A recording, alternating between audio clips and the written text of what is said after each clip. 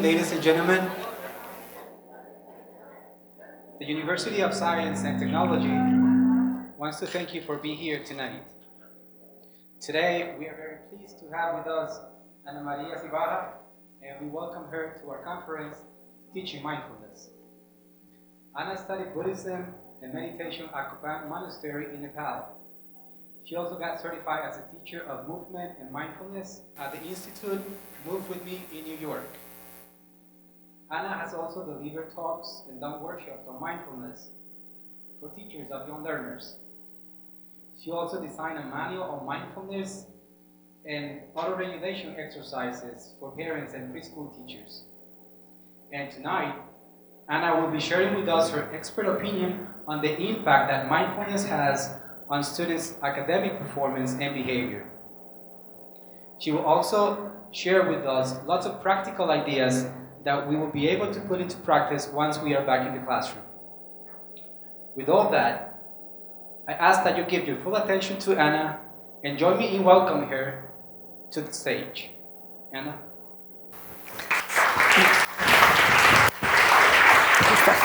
Best. Wow. It's really weird to hear what's been... Okay. It's a good start. It's really weird to hear what's been my life journey for the past 7 or 8 years in like 2 minutes. It's weird. But it actually makes me feel really incredibly blessed to have had all these doors open to me and to this experience in wonderful places where they value responsible and respectful education, and where children are seen as strong, independent, capable, and resilient little people. But it wasn't always this way, all the time.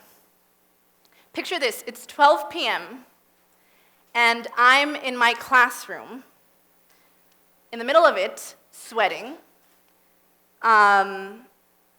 It's been a really long, really hot day, and my body is starting to feel tired and heavy and hungry, and I've had to pee since 9 a.m.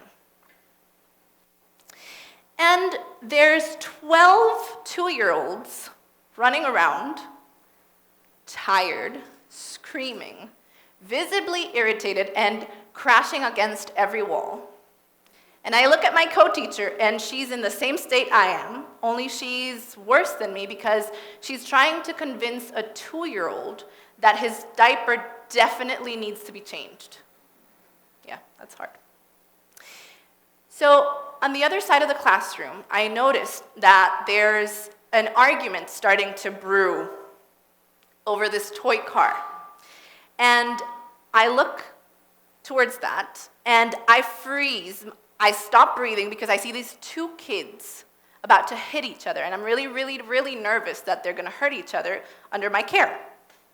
So I rush to them, and I say, "Stop! What's going on?" And neither of them look at me. And they just start a tug of war for this car, right? And I'm panicking because this is the first time I'm having to deal with this, and it's my responsibility. And so I see this kid preparing his arm to like literally hit the other kid. And I immediately like jump to get him. And as I jump to get him, the other kid gets hold of the car and pulls the car up in the air and hits me right on the lip. And I see these 2-year-olds looking at me, bloody-lipped, my lip's starting to swell like really, really, really bad. And everything stops for a moment.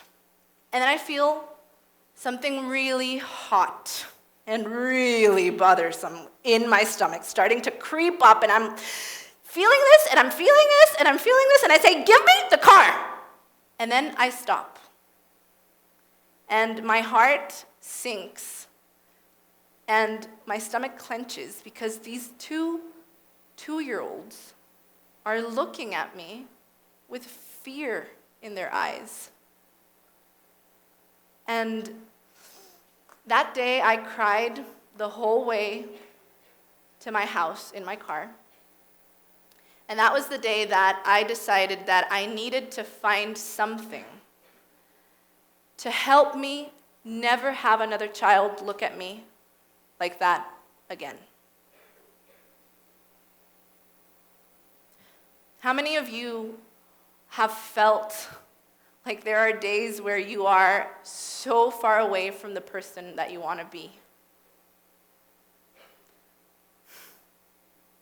I'll make the question easier. How many of you have felt like you're not enjoying what you're doing, even though it's supposed to be what you love? Yeah, that's what I thought. So I started looking for something more tangible, something I could do that really changed. And that's when I really started becoming obsessed, a little obsessed with mindfulness. When I realized that I had a choice in how I lived this, and that choice directly influenced and could actually change the lives of my students, I was all in. I wanted to know everything about this. And I learned that I had a lot of misconceptions about what mindfulness was, and I had a lot of unrealistic expectations of what it could do for me and for my kids. And so incredibly enough, I learned that mindfulness wasn't about sitting peacefully and perfectly and looking at the perfection of others and seeing everything perfect and through rose-colored glasses. It wasn't that at all. Although there were some moments like this, I discovered that mindfulness is the ability to focus on our attention, to be fully present in the now, aware of our mind, body, and energy, and what surrounds us. And that just hit me. The ability to focus our attention. That didn't sound so complicated. And we could use this tool and use that shift in perspective to affect positive change. It sounded like amazing. But how do we go about changing our awareness or shifting our attention to change our relationship to a person or a place? Take me, for example. I was working one morning preparing actually this presentation, and I had taken a lot of care in choosing the place I wanted to work in. It had to be somewhere that wasn't too crowded, somewhere that felt open, somewhere where I could sit and drink a coffee and feel inspired and write. But I was having the hardest time focusing, and my ideas were just, I couldn't grab them onto them and put them on a paper. And I kept shifting on my seat and looking up every person that came in. I kept looking up to see who they were, and I was feeling so uncomfortable until I finally just said, okay, stop, honey, just stop. Breathe. What's going on? What's going on? And I just took a breath, and I scanned my body, and I found out that I had a headache, and that I had actually had a headache for the entire time I had been there, and that I was sitting directly in front of all the windows, and that the light was so bright that it was giving me a headache. And I just was hit with this realization, and I changed my seat, and that made all the difference. Something as trivial as changing the way I was sitting in a place refocused my attention and gave me a day of productivity. Incredible, huh? for this whole time that you've been sitting here, listening to this talk, which hasn't been that long, what something that you can notice in your body right now that you hadn't noticed before? Just take a minute. Take a minute to check in with yourself and see, have I been sitting this whole time and not realizing that something?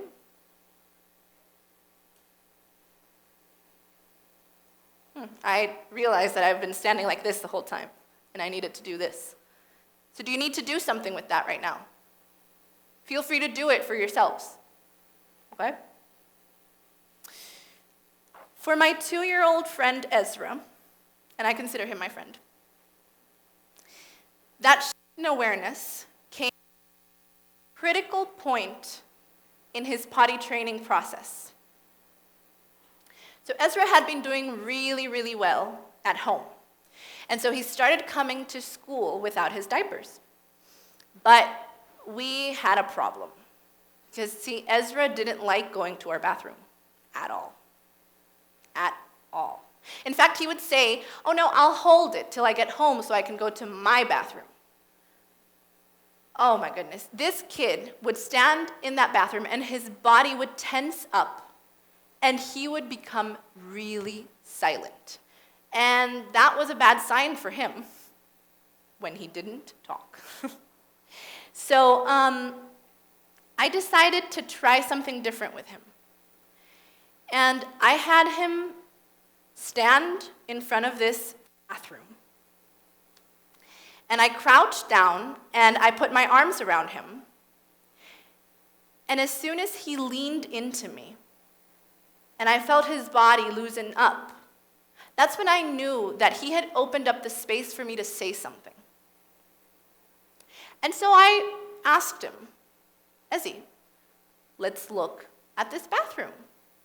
And he looked up at the bathroom.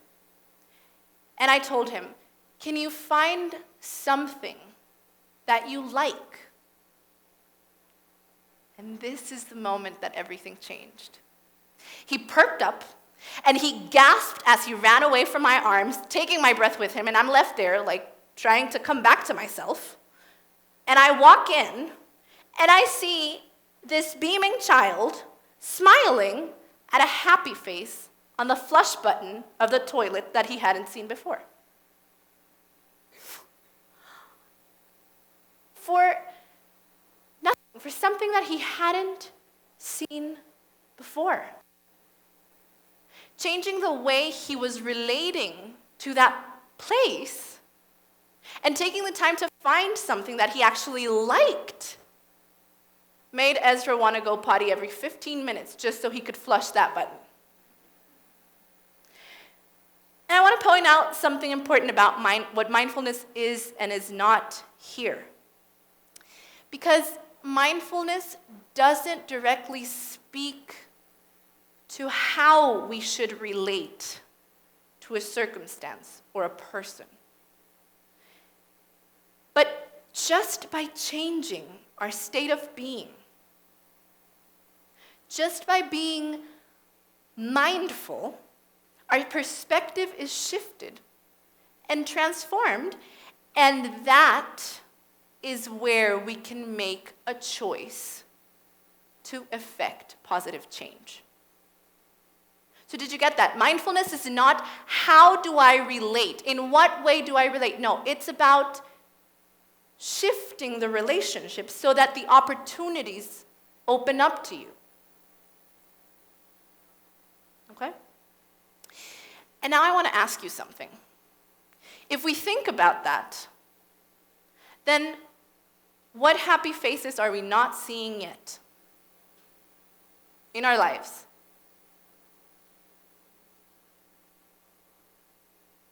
Just think about it. For my day, it meant a day of productivity. For Ezzy, it meant conquering the joy of going to the bathroom. But what could it mean for you? And what could it mean for the people in your classrooms? And what could it mean for society?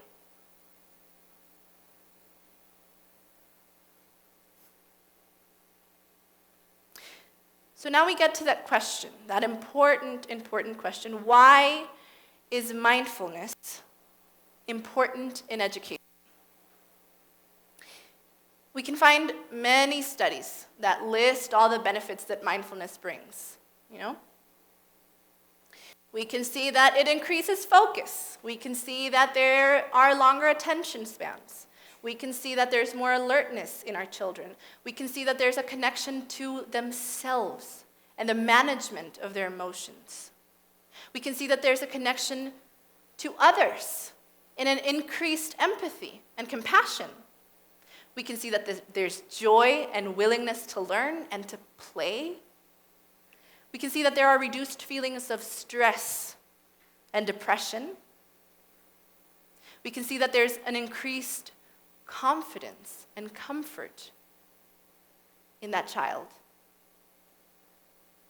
We can see all of these benefits. But still, basically, it just boils down to this. Mindfulness is a life skill that teaches us to focus our attention in order to have a better management of our thoughts, of our emotions, and of our energy. So what would happen if we put the same effort into strengthening this muscle in our children as much as we do logical and mathematical thinking? And what would happen if we strengthen their awareness of themselves and of others as much as we strengthen their awareness of their environment and of nature? What could come out of that? So then I found, okay, I have all this knowledge, and I need to really, I don't know how to explain this to a child. So how do I use this? How do I eat this? How do I experience this, right? And I found two ways in which an exercise for mindfulness for a child can be categorized, let's say. The first one consists of feeling where something is happening and refocusing the attention there. So basically, where do we need to move our awareness to? Yeah. So do we need to move the awareness to our body, like I needed to do with my headache? Do we need to move the awareness to others? Do we need to move the awareness to be aware of a place or an environment that we're living in, like Ezzy did with the bathroom? Or do we need to move our awareness to a circumstance or an emotion that is emerging in us? And the second way that I kind of defined these exercises was it consisted of identifying the level of energy, identifying if the level of energy wasn't matching with the space, with the activity, or with the situation that we were moving into. So basically, how do we need to move our energy? Is it needing to shift to a lower state? Picture this. It's 11:30 in the morning, and we've been in a huge garden for 2.5 hours where 12 kids have been running around, climbing trees, digging up muddy holes, screaming bloody murder, sweating and exploring. And this whole energy has started to build in all of us. And now all of that energy is moving besides me, walking to a place that is 10 times smaller. I need to lower my energy and lower this energy, or it's going to be chaos and someone's going to die, basically. Am I needing a boost in energy? Do I need to do an activity where I need the kids to be really engaged? Or do I need a boost in energy? Do I need to be really engaged because I'm having a hard time? Do we need to maintain our energy through a transition? Are we going from one place to another and it's going to take very long and we need to keep that energy? Or are we moving to one activity to another and we need to keep that energy because if not, this activity is going to fall on its face and not going to work? And the last one, which is a very interesting one, is does this energy need to move into a pause because I'm dealing with an energetical crisis? So those are the ways in which I defined my mindfulness exercises and in which I kind of use them as tools. And because mindfulness always starts with self-awareness, and we only earn the right to invite our children to do these exercises if we ourselves have experienced them. And by experiencing them, I mean used them for ourselves in these situations. I want you to experience some of them with me. So just where you are, just take a moment to put your things in front of you or to the side, somewhere where they're not in your lap.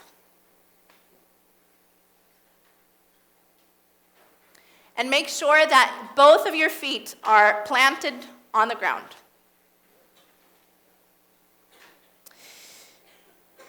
And check in with your breath. Take a deep breath.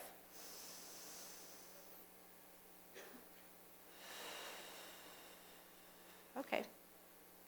So now we're going to do an exercise on listening.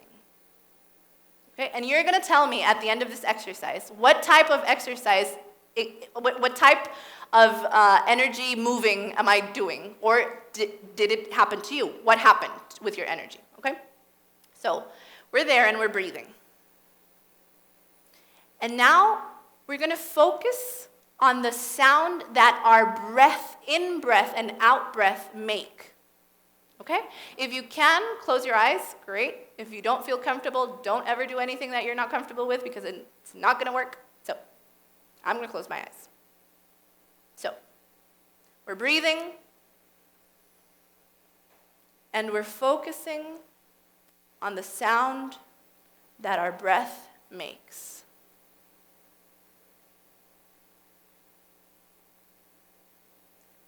We're just noticing it. We're just living with it.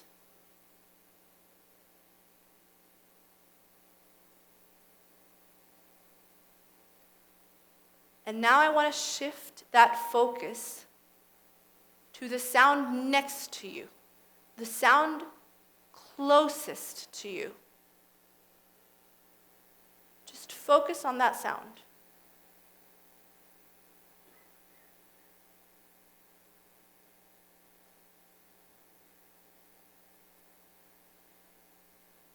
And now move to the sound farthest from you in this room.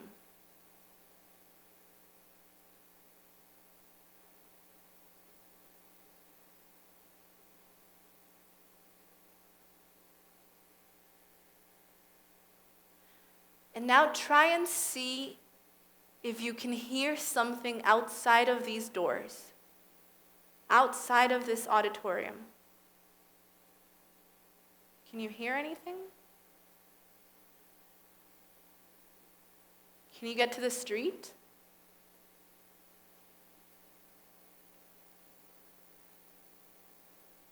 Can you go further than that?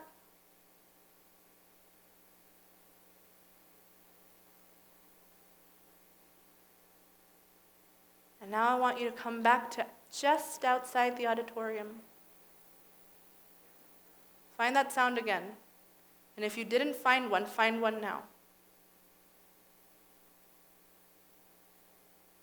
And go back to the sound far away from you inside the auditorium.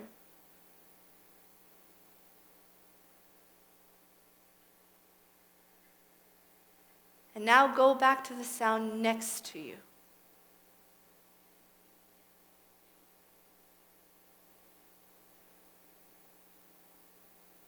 And now focus on the sound of your breath.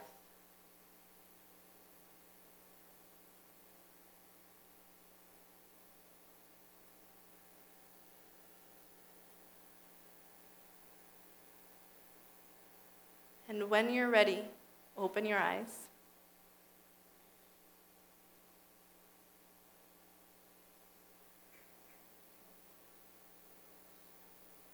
And I want to ask you, do you feel different or no? Can you raise your hand if you feel different? Do you notice something that you didn't notice before in your body?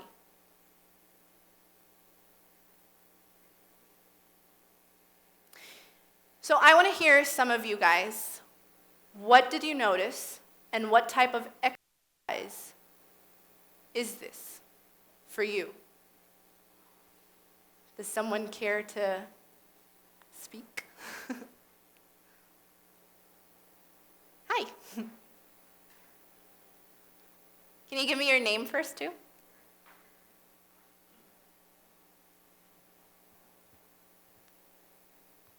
Hello? Hello? Hello? Hi. Hello? I hear you. My name is Viviana, Uh-huh. and I feel more relaxed. Okay. It's a relaxing exercise. For you? I noticed my heart was racing, and I guess this is the point for this exercise, is to get the energy a little bit lower, like from maybe high energy to lower energy. It seems like a relaxing exercise to me, at least. Great. That's great. Thank you. Did anyone notice something different?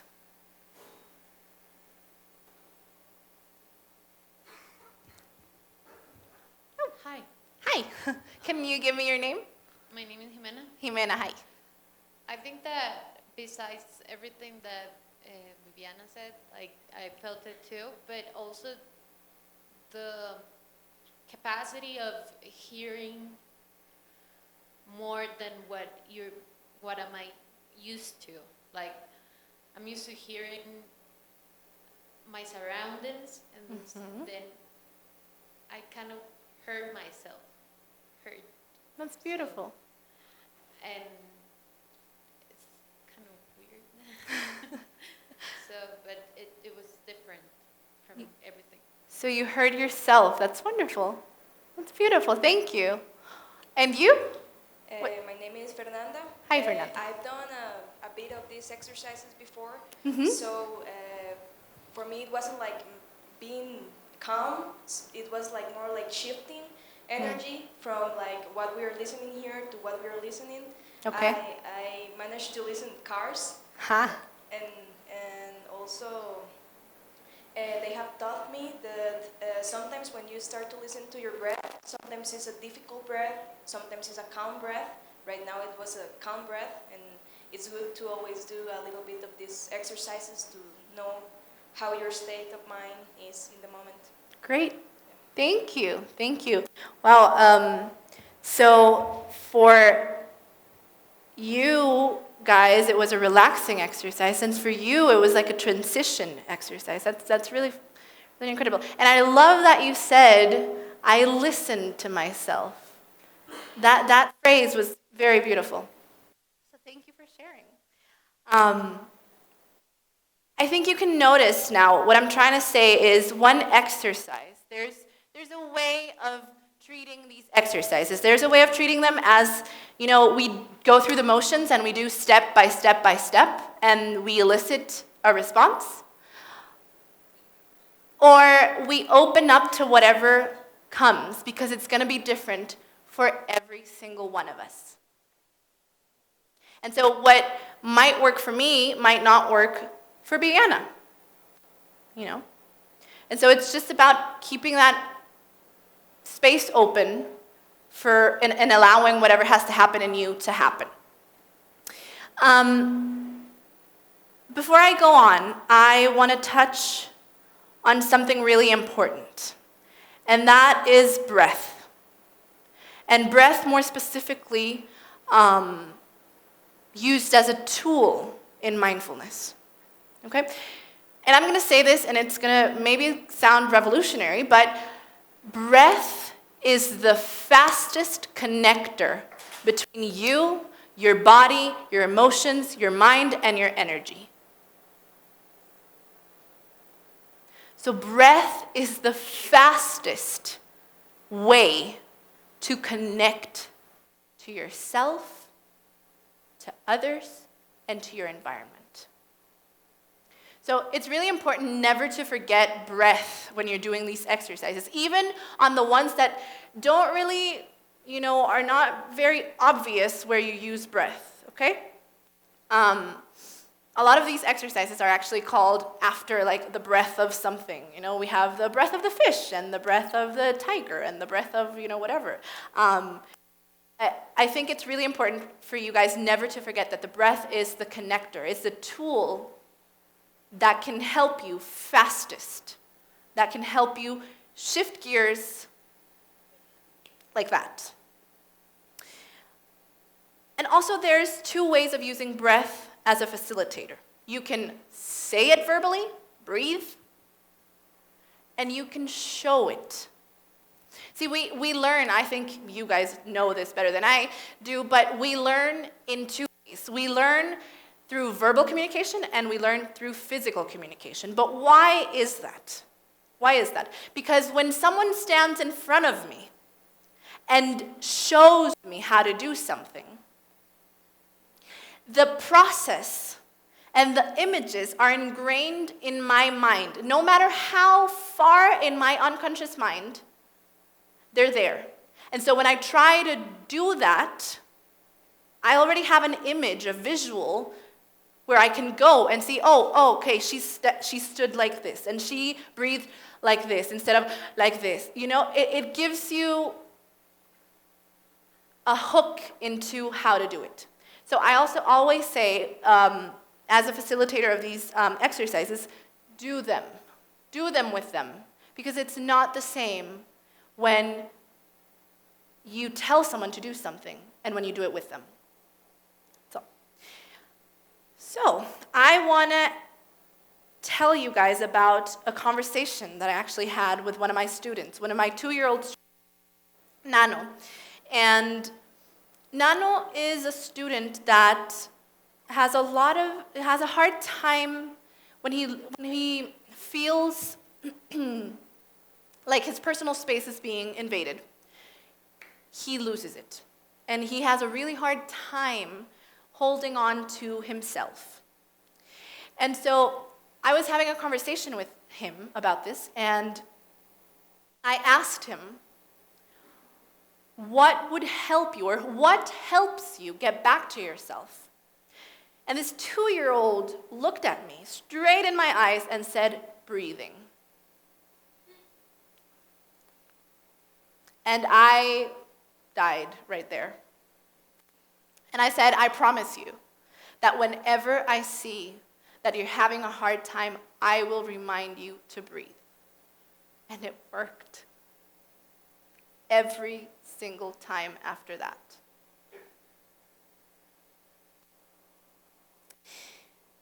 And now I want to tell you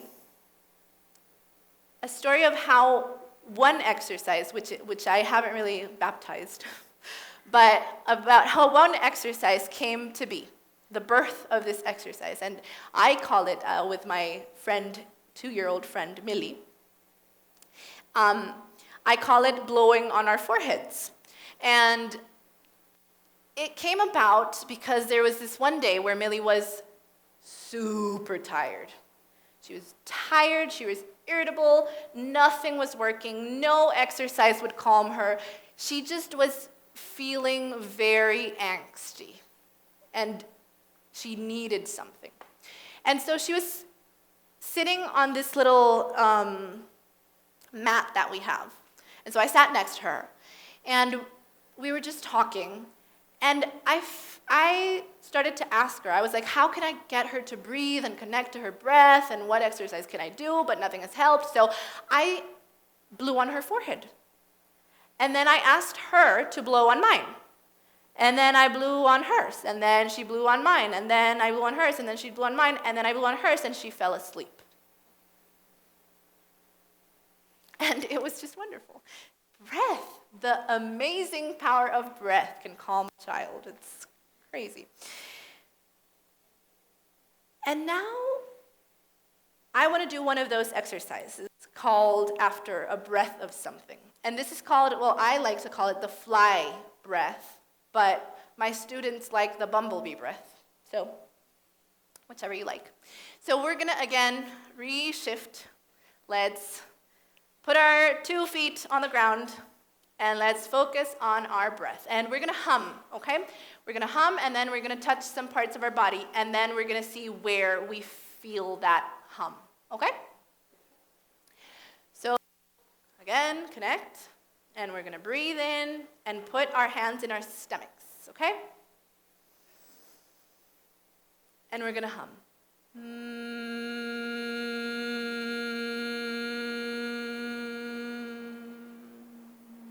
And we're going to breathe in through our noses. Put our hands in our chest.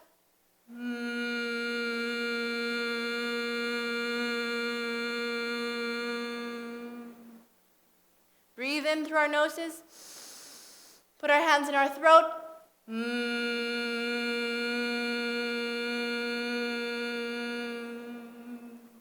Breathe. Put our hands in our heads.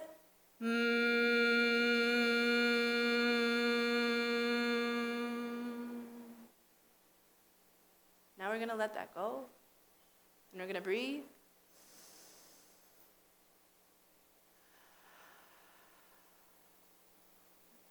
What did you notice? I want to ask someone to talk about what they noticed. And I want them to answer 2 things. I want them to answer if they noticed something new. And I want them to answer if there was a place where they didn't feel anything. And where did they feel stuff? And what did they feel? So, can someone share? Does someone have the guts? No one? I can share. No? No? Hi. Good. I love that. Well, I didn't feel anything in my stomach Okay. for some reason. Mm-hmm. And other than that, that's it. I felt vibrating in my chest, in my throat, and in my head, but not in my stomach. In your chest and your throat. Was there one that you felt more than the other, or the 3 of them were like perfectly? My chest. Your chest. Yeah, was more vibrating than my throat and my head. Okay. Great. Thank you. Oh, over there. Hi. Hi, my name is Anna. Anna, hi. I feel like a vibration, but not only in myself, but when she was like I felt on myself. Awesome. So she felt her vibration. Mm-hmm. Wow. Awesome. Great. Anyone else? Did someone not feel it in their stomachs? Hi, Oh, hi. What's your name? my name is Doriana. Doriana, hi. I didn't feel anything in my stomach. Okay. In my chest was very low, the vibration. Uh-huh. And I was thinking that I will only feel something in my throat. Mhm. But then I touched my head and the vibration was almost equalizing the vibration of my throat. Wow. It Wow. was something new, I didn't expect that. Mm. But my stomach, nothing at all. Can I ask you something? How do you feel?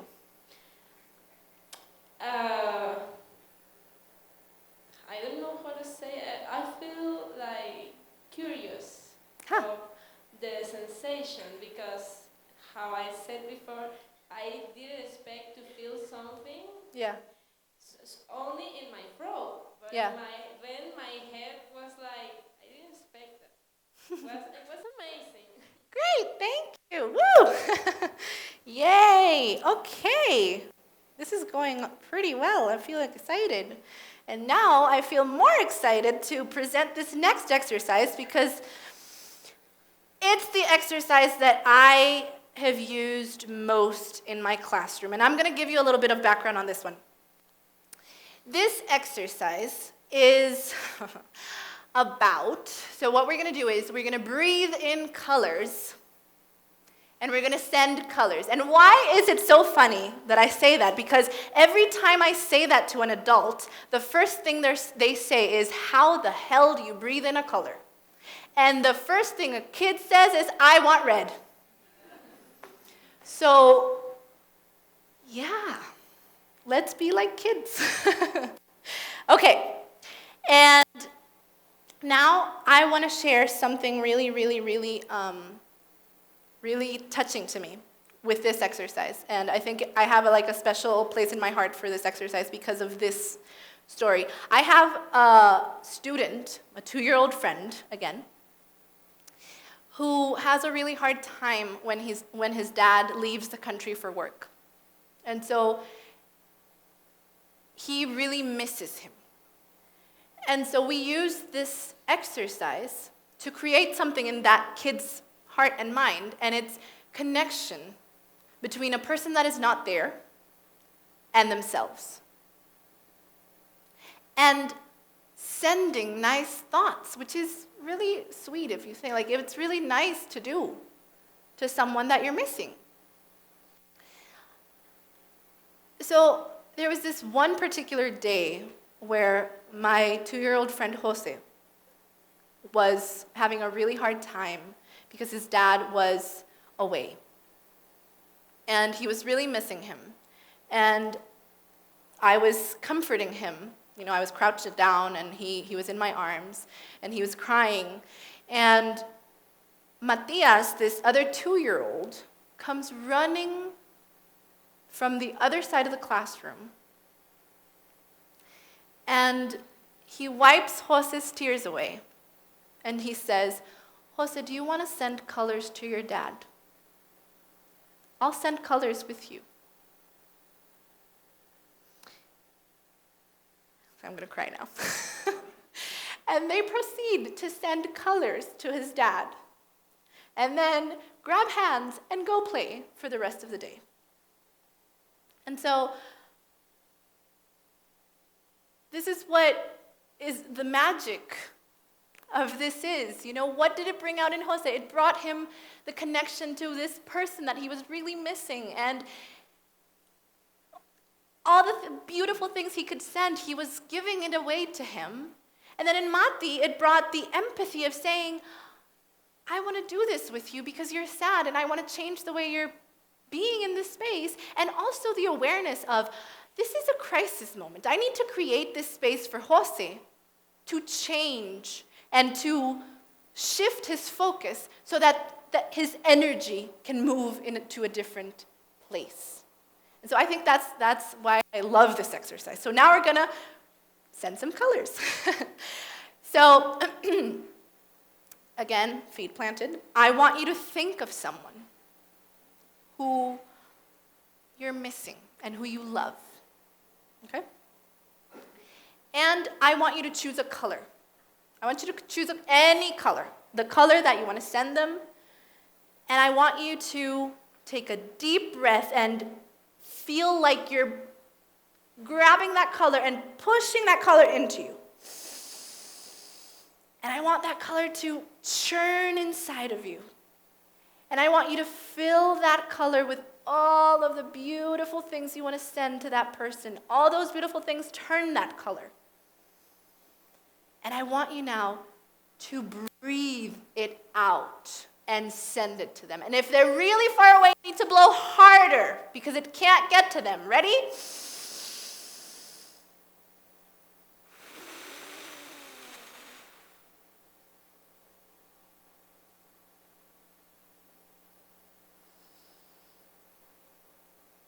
And now you let it go. How do you feel? I would like you to call that person after this talk is done and see if they actually felt something or were seeing colors or something, because it's really interesting. Some people do. It's funny. It's funny. How do you feel?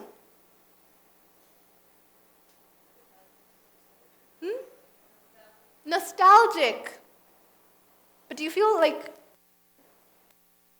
something like good? Is there something positive in there? Nostalgic, positive. Good. Yeah. Yeah. Yeah. And it never goes away. It's always there in you, and you can grab onto it anytime you want. Thank you. And so now this next exercise, I want my friend Jose to introduce to you and show you how it's done. And this is called to jump animals. Let's see if I can get this. Whoop. I'm not very good at this, so I'm sorry. Oh, there we go. Ah, where is it? There we go. Whoop. There we go. Can you see it?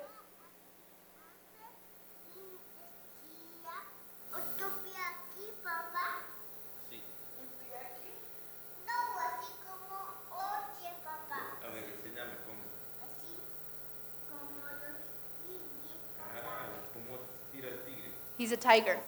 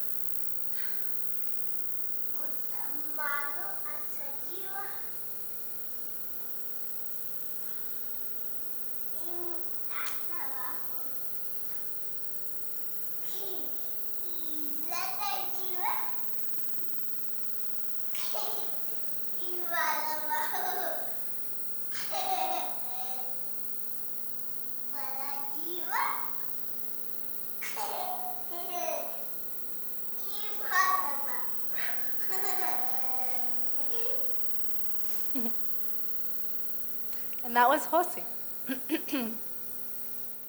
And it's funny because my nephew actually learned how to climb a tree with this exercise.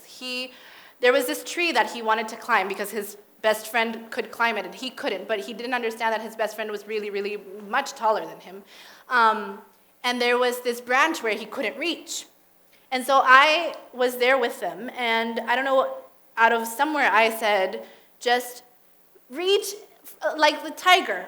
And he reached like the tiger, and he held onto that branch, and he literally, I don't even know how, he pushed himself up, and he climbed that tree like nobody's business. And from then on, he never believed that he couldn't climb a tree. And it's been a problem with my sister. So now, we've done a couple of exercises that you can do sitting down. And now you've seen Jose do one that is very physical. And I want to invite two people that feel connected to Jose and who have pants, please, and feel comfortable moving around the stage and wanting to come here and do some exercises with me. Yes, Doriana, come in. Someone else? Yay, come on. What's your name? Juan Pablo. Beautiful. So, let's step on these beautiful new yoga mats. Coming up, coming up. Okay. We're going to step on them. I know you shouldn't have shoes on, but sorry. And we're going to do an exercise called Butterflies Use Their Wings. And we're going to sit down. And then you're going to tell me what it was for, what it made for you, and that's it. Okay, so I'm going to give you my back for a minute so that they can see what I'm doing. So we're going to sit like this, and this is what we call sitting like a frog, one other exercise that my students love, but we're not going to see that today. And we're going to pretend that we're cocoons. So we're a cocoon, right? We're in a cocoon, and we're butterflies. And we're breathing in our cocoon. And suddenly, breathe, breathe, breathe, breathe out, breathe in, breathe out. Now find your rhythm and keep breathing.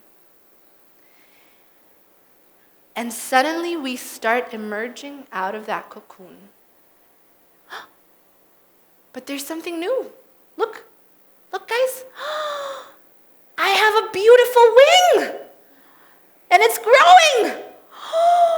And it's beautiful colors. Do you have a wing? Can I see your wing?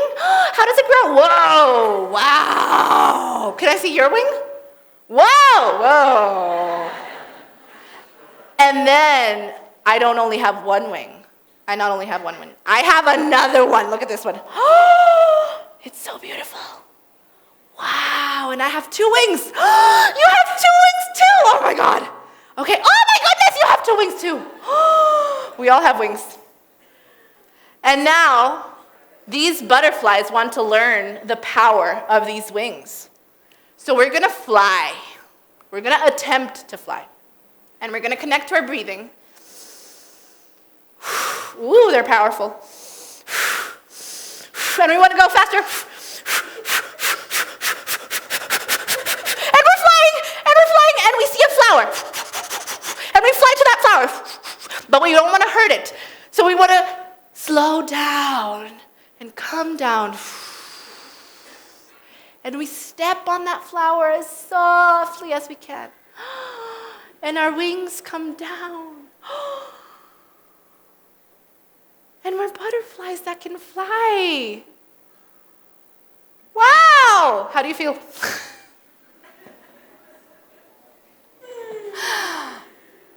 I felt very joyful. She felt joyful. It was very funny. It was funny, okay. And like Uplifting. Love these. Love these. These answers are okay. And what did it do to you and your energy? my energy rised up. I couldn't help to laugh, but it felt energizing. It felt good. Good. Juan Pablo, yeah. Hi. Hi. Hi. So, what do you notice? I don't know, I just felt happy and I was actually enjoying the moment. Good. So, well, in my case, sometimes that is kind of hard because Yeah. I stress a lot. Okay. So, I don't know, it was funny that I felt that. I felt, I don't know, alive, I think I can say. Wow. So you were able to let go and feel alive. That's wonderful. How did it look? Fun. Good. Good. And now we're going to stand up. And I'm actually going to steal this watch so I can see the time because I don't have a watch here. Whoop. Okay. We're going to stand up and we're going to do the last exercise. Oop, wait, this thing. Okay.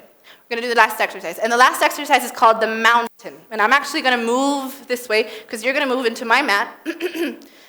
And yeah, perfect. Okay, so the mountain functions like this. We put both our feet very strongly in the floor. Yep. And we loosen our hands. And we shake a little. And okay, now I want you to do something for me. I want you to lean forward as much as you can. And now I want you to lean backward. And now I want you to find that perfect center. If you need to shift, just find that for a minute. Okay, I found mine. And I want you to unlock your knees. Don't have them locked. So don't be like this and don't be like this. Just have them right there. And feel like you're a mountain, like you're growing up, but your feet are so well put on the ground, because I told you to, that you can't move. Nothing moves you. Okay. Now I'm going to test these mountains. I'm going to see if I push you. Ooh, oh, you're strong. You're a strong mountain. Wow. Okay, I'm going to test this mountain. You're a strong mountain too. So now I want you to stand like this with your feet together. And I want you to do the same thing. I want you to feel up and down, that pull up and down. And you're a mountain. You're a very strong mountain, and you're not going to fall. See? How just standing there and being rooted and growing towards the sky just makes you feel more grounded, more in control, and like you're not going to fall, right? This exercise, it's funny because I was fighting with my sister one day over some stupid thing she'd done. Sorry. And, sorry. And I found myself being like, you, I can't believe you did this, and I can't believe that's my top, and you spilled wine on it, and then she immediately she stopped, and she said, be a mountain. And I froze, and I was like, oh, yeah, that's right, I'm here, and oh, you kind of got me off guard. And when I stood here, it shifted something in me, and I was like, okay, so you spilled wine on my shirt, on my favorite shirt. Okay, let's move on. And so that's the mountain. Now I want you to give these guys a round of applause. Thank you. You can go down. Thank you. Woo. So, how do all of you feel? Was that fun to watch? Yeah? There's so much more, and I'm sorry I don't have time to do all of them. I have a list of 50. But I could do them all night, but I think starting would kick me out. And now I want to do something again with all of us. I just want to take a few moments before the closing of this. I promise close. I usually speak too much. Okay. And I just want you to come back to yourself, come back to your stance, come back to your breath. And I want you to think about how you came in here. When did you come in here? Did you come in through that door or through that door? Where did you sit? Did you change seats? Were you waiting for someone? What happened? And now I kind of want you to press forward, And I want you to notice something positive that's changed in you. Something positive that's changed in your body, in your emotions, in your mind, or in your energy. And just say thank you to that, not to me, not to the exercises, to you. And that shift in you.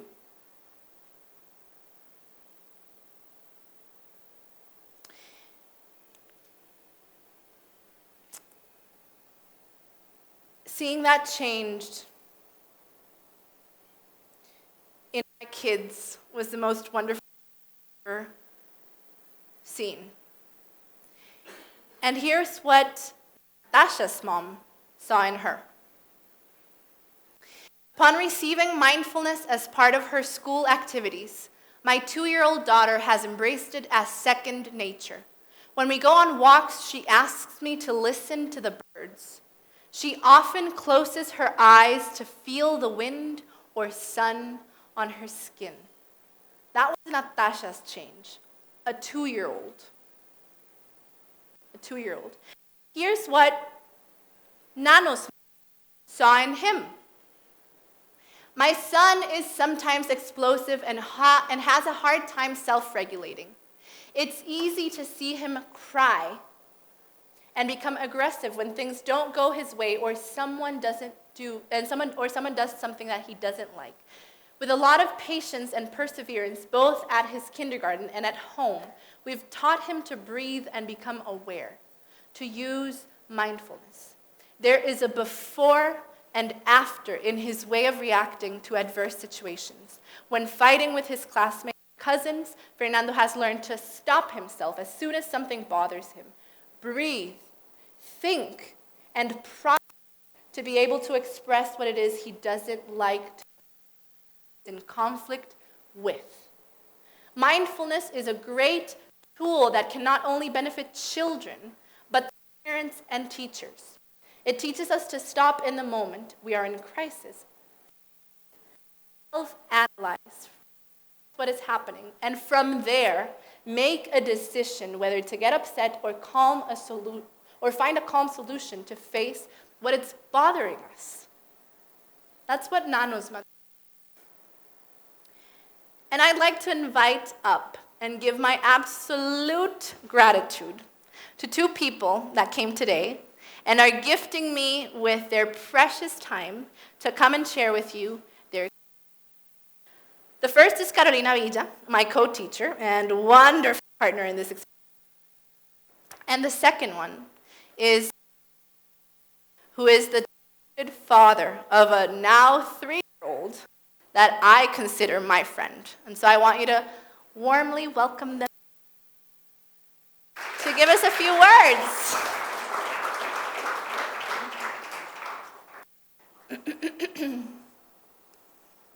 Hello.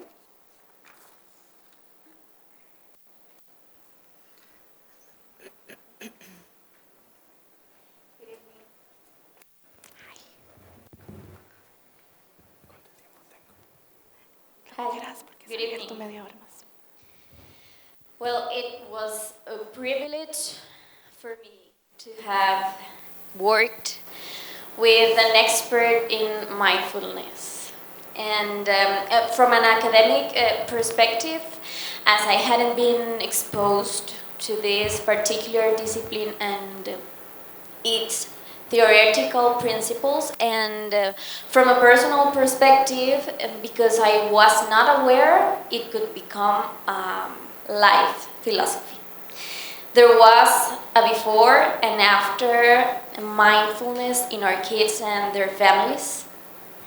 I saw more attentive children with an admirable capacity for listening and introspection, children that were more aware of their internal processes, with more imagination and willing to enjoy every activity of the day.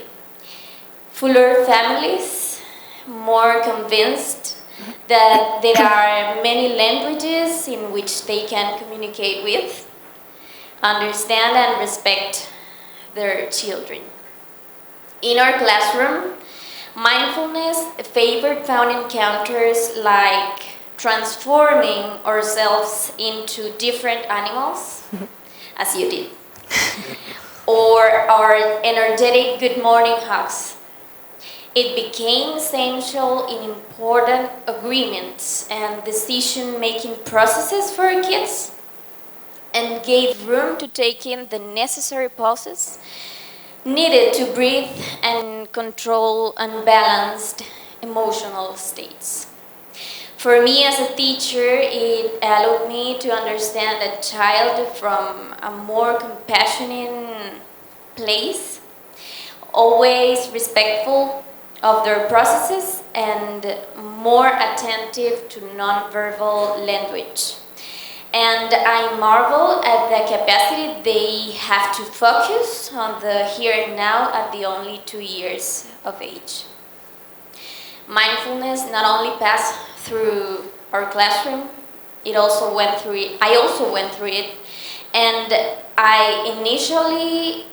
what I initially understood to be a technique to be applied on children at specific moments became a tool, an essential tool on our day-to-day interaction and beyond the four walls of our classroom, as it extended to the educational community.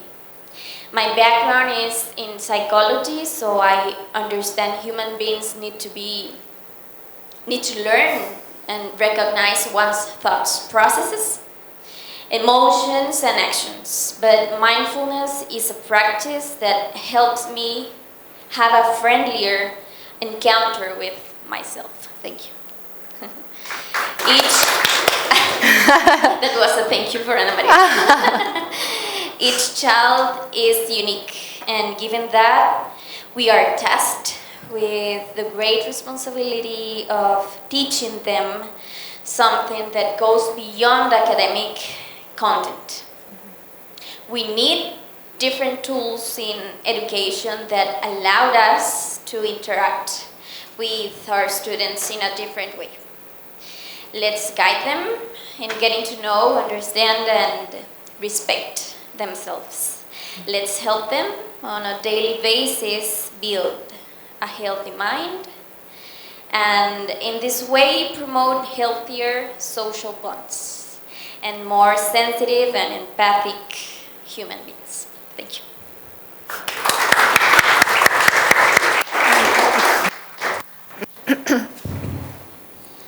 So good evening, everybody. I came here basically to share a little bit of the experience, mindfulness that facilitated by Ana María through our family had made a great positive change. If I need to start with something, I'll tell you that for the ones that have kids, most of you are not there yet, soon you will.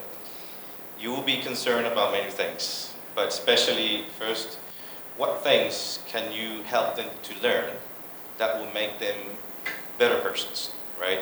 And in this matter, you know the great offer outside of, teach them football, teach them math, teach them to read, teach them all kinds of overstimulus things that are now, the recent discoveries and recent information that we all learn, but put it into a pressure for them, I think.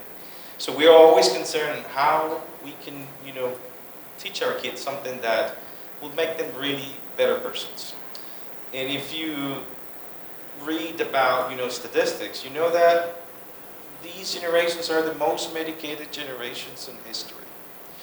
That people are dealing with increasing rates of depression, increasing rates of anxiety, disorder problems, and all kinds of stuff. Not because it's different, it's because there's a bit more pressure on everyone to perform, to be something, to become something. So when we start learning on mindfulness, and the exercise that Ana María explained to you before about the breathing color thing, I assure you, you wouldn't imagine the impact it has until it is attached to an emotional thing. So for me as a father, being out a lot of the time, it was really a problem, because not only disturbs your family, structure, or because you travel, and then you are also out in different time zones and things like that. But you lose that connection, and you can do FaceTime, you can do whatever. It doesn't work like that, right? So Jose had a really hard time. We both are, really good friends, I'd say. And we spend a lot of time together when I can. But I try to make that quality time as possible. So when I'm out, he really going nuts, right? So the second thing, as you as a father will notice when you have a two-year-old kid, is that they have a hard time managing themselves in the way that their emotions range from here to here just by, because my tortilla broke down, or because, you know, whatever. It is like that. They could. So imagine if those things can break them up. Imagine a father being out, right? So those type of things that you deal with as a father, you sit down and you explain them, you know, for hours and hours. They won't pick it up the same way. And to be honest, it wasn't until Ana Maria started with that we literally has a, you know, right point where we could start doing something that made a difference. I'm not being paid by being here, by the way. I'm here because that is, you know, my eternal gratitude to her. Okay, so that has such a positive impact that every time I'm, you know, on these trips, I have every day connect when I can. If not, I wake up at 3 a.m. It doesn't matter to me. I'll do it. But we send colors, and by this way, he feels connected. And by doing that, he releases all this stress and emotional, you know, feelings that he's, you know, going through by. You can talk for hours and that won't happen the same way, because I did it before. I used to even sing and act, you know, in airports, doing like, you know, it doesn't work the same way. So it is this type of things that helps you connect, right? So the other example you saw when he was, you know, all of these other exercises, he thinks he's a tiger, so that's another thing you would see when you have kids. They will become something, and they want to be represented by something. So he picked up the tiger for many reasons. You can guess, but at the end of the day, this is what it makes you feel good. But being a tiger for him and doing the exercise as a tiger empowered him to connect and to show to other people. He's a little bit shy. You don't notice from this video, but he's a little shy. It takes time to get along with people. With this, we were in December, and we went to a mountain hotel. So we were preparing for a hiking. So he said that he wanted us to be prepared for that. You can picture I'm not like a yogi type of person, right? But anyway, I did it. but he, you know, even caused that impression in some other people that they stopped. So he was, you know, preparing everybody for a physical activity, but also internally he was, you know, making self-awareness, making him have a voice, have a presence. For a 2-year-old person, that's incredible. You cannot probably understand that right now because you don't have kids, but you, as a professional, need to understand how those things really impact and what mindfulness can bring up to the normal academic theories, right? So to me, that's the most key takeaway you could have from my sharing is that even though you have all of that, there's a missing piece in the academy and in the schools today. If you sit down in front of all of these teachers, directors, and everything, they will focus on everything that your kid can be able to do, achieve here and there, and have grades and enter to the Ivy Leagues and whatever. But none of them talk about how they can make them more human beings, more self-aware.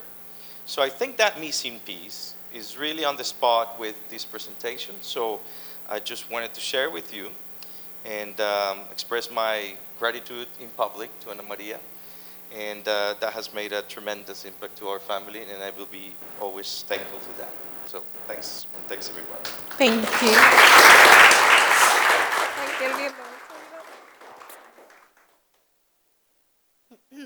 Now I'm gonna cry. I'm gonna finish crying. Thank you. And now I want to leave you with a quote from my best friend and the best life partner I've ever had, and that's my sister Gloria. And she said, "Children are not just things to be taken care of in their basic needs, but are humans to be heard, loved, respected, and taken care of." Thank you.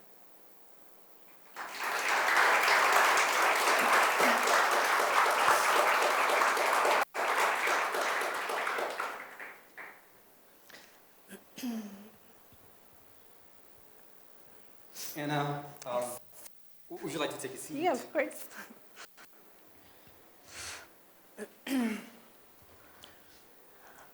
Wait. Wow, well, this is just impressive. I'm impressed with all these exercises that you have performed here today. Thank you. And actually, I enjoyed a lot seeing you doing the exercises, and I'm pretty sure that the entire public was very happy as well. However, Anna, all these exercises and this new approach to deal with students' disruptive behavior in a classroom, you know, raises a lot of questions, especially because, you know, we have a disciplinary system that, you know, it's so ingrained in our brains that we think it's the best way to go. Yeah. And we threaten our students with warnings, the so-called boletas, right? And we think that's the best way to, you know, handle our classroom.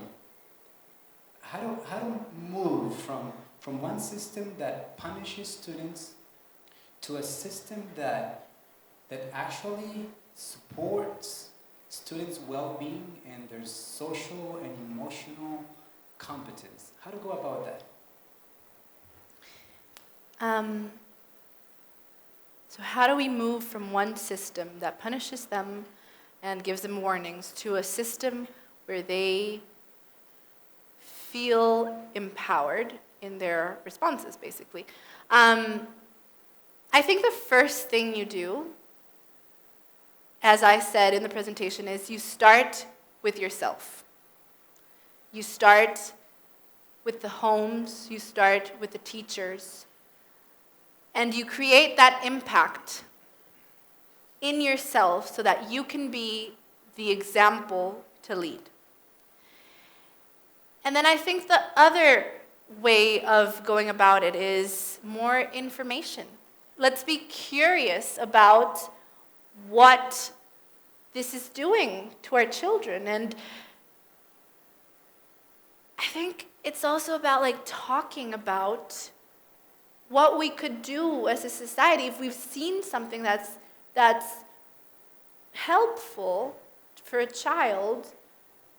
Let's question it. Actually, let's question it, and let's question the things that are not helpful for a child. So I think how do we move is information, first of all. Second of all is yourself. Start with yourself. And that creates a movement that permeates everything and can lead to people understanding the importance of this change. Institution-wise, I think we educate as much as we can. We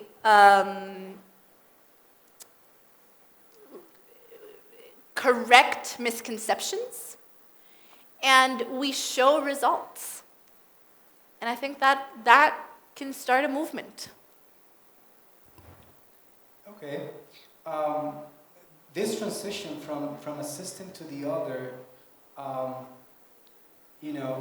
doesn't belong only, or is not the only responsibility of a school or an institution.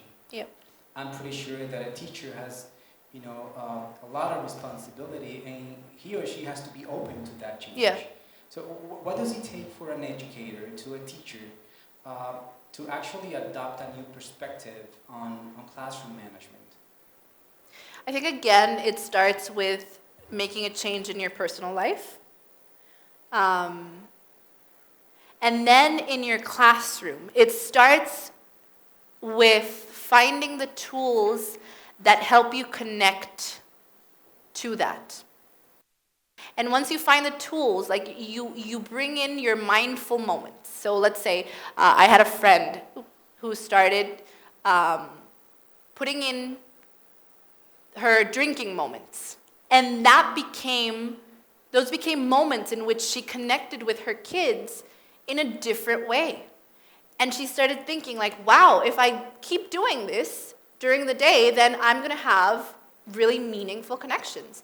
And then she started thinking, and she did, and then she started thinking, okay, how many more mindful moments can I have, and what can I do to create those mindful moments? And I think that's the way to go. Create and find the things that help you get into those moments where mindfulness is open to you, you know. And as an educator myself, I'm pretty sure, and that you also agree with me because you're also a teacher. But you as a teacher can have all the willingness to try something new, and to help your children, and not to threaten them with warnings.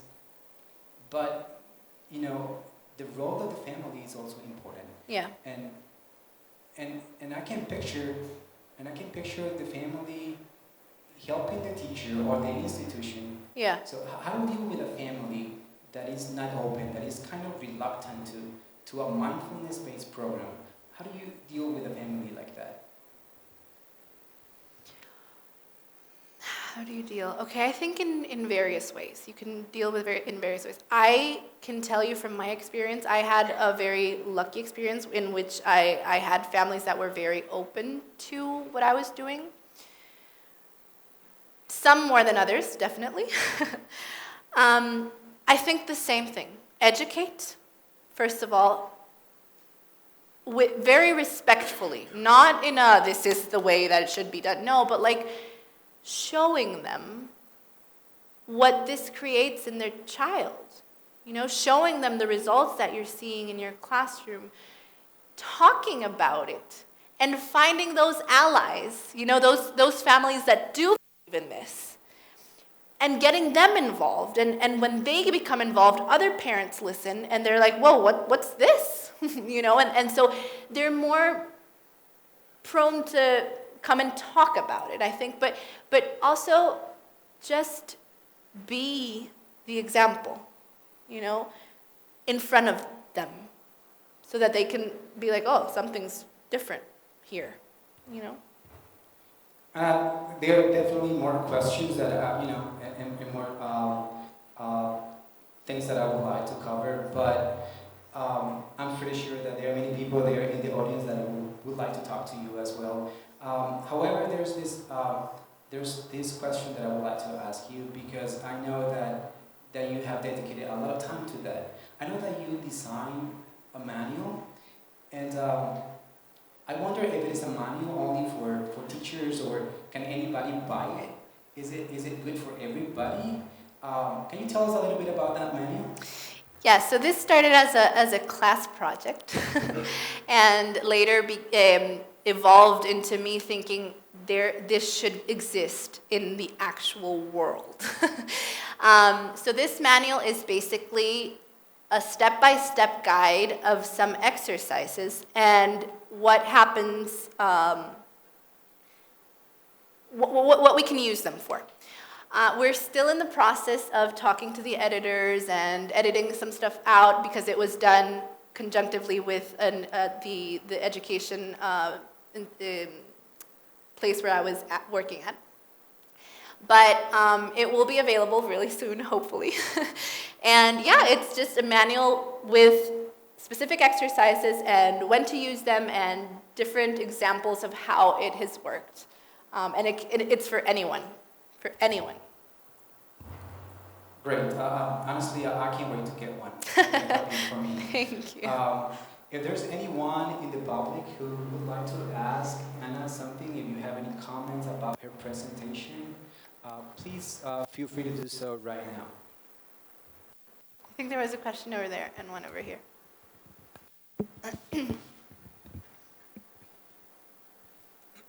Good evening. Hi. Yeah. Good evening. Yeah. Hi. Hello. I'm Esteban. Esteban. Hi, Esteban. Well, first of all, I would like to thank you for all the information you have shared with us today. It's very valuable. And I have a little question. So, in this mindfulness-based education, I was wondering if, is it better to have a combination of two systems, meaning the one we have been using in terms of the way we manage, our classrooms, or should we have just a mindfulness-based system, let's say? I was wondering if it's better to have a combination of both, or if we should just, stick to this one, to this new one, right? Okay, so by systems you mean the system where you where you punish and the system of Yeah. mindfulness. Yeah. Okay. In a perfect world, I mean, I can only talk for myself. I believe in this way. I wouldn't call it a system. I think it's a way of living. But I think that if we move towards that, we can have healthier, stronger, more confident, and more capable children and adults and a society. So I definitely think that if we move towards a mindfulness-based program ingrained in a school system where we not only teach knowledge, but we teach them to know themselves and have those tools to self-regulate, etc. I think that would be perfect. I definitely think that the other one hurts us more. So my answer is you can have both, but I think in the end you're going to see which one gives you more whole-rounded and well-rounded human beings. Thank you. Anyone else?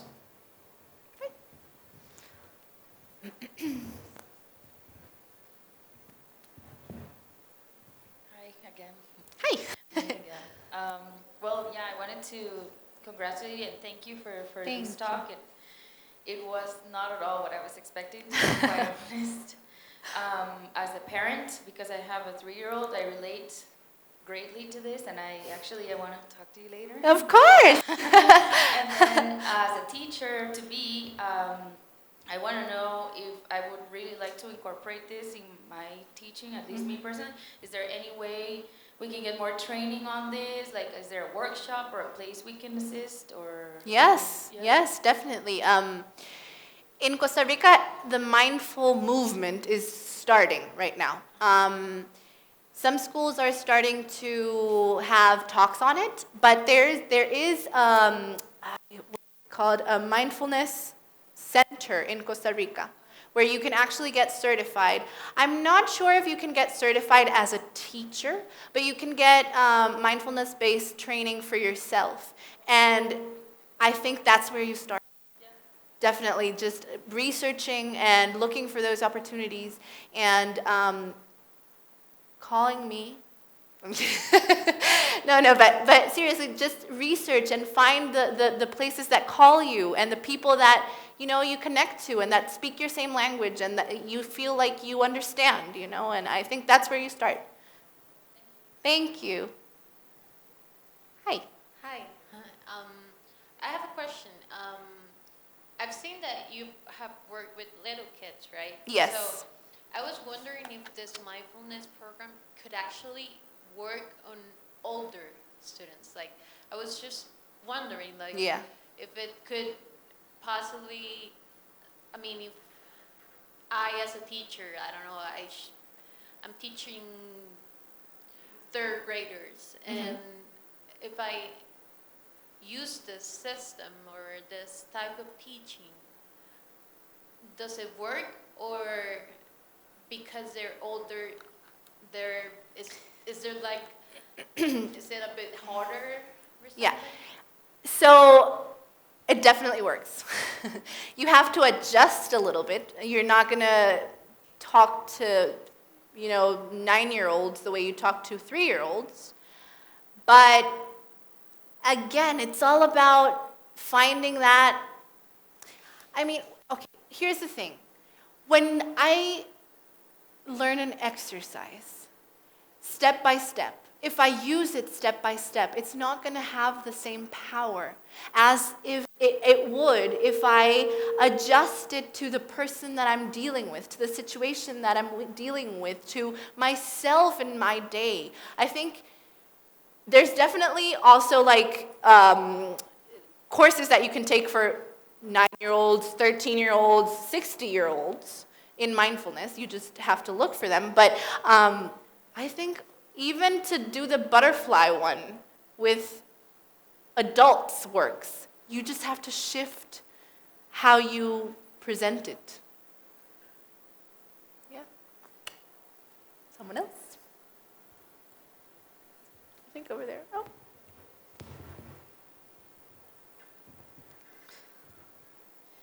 Hello. Hi. Good evening. First of all, I would like to thank you for being here and sharing all this valuable information with all of us. Thank you. And then I have a question. We all know that this mindfulness tool is new for us. Yeah. Meaning when applying it in class, right? Mm-hmm. So how we as teachers, how do we start the change, right? Because sometimes it is difficult for us and challenging, like go out of the box. Yeah. So how do we start the change? I think first of all, you need to empower yourself.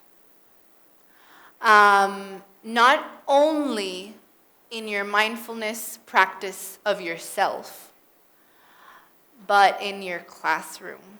So you need to start setting the guidelines of this is where I need this space so that we can move forward into whatever we need to do for the rest of the day. Again, I think it's knowing where to put those mindful moments that are going to help you weave your day and get home without crying in your car the whole way home, basically. So I think it starts like that. You find what helps you, and you start putting little, creating little spaces for that to exist in your classroom and in your day, so that you live the whole thing and are not like trying to push it, Thank you. Okay, I think it's about time to go. Many of you have classes, and I'm pretty sure that Anna already has, it's time for her to leave as well. Anna, really a big thank you on behalf of the university. We have this oh my goodness. little certificate for you. Thank you. And this little gesture that it's here on the table. Thank you. Thank you so much. Thank you for coming. Thank you. The information is definitely very valuable. Thank you. And it was very nice to have you here. Thank you. So a big hand for Anna, please.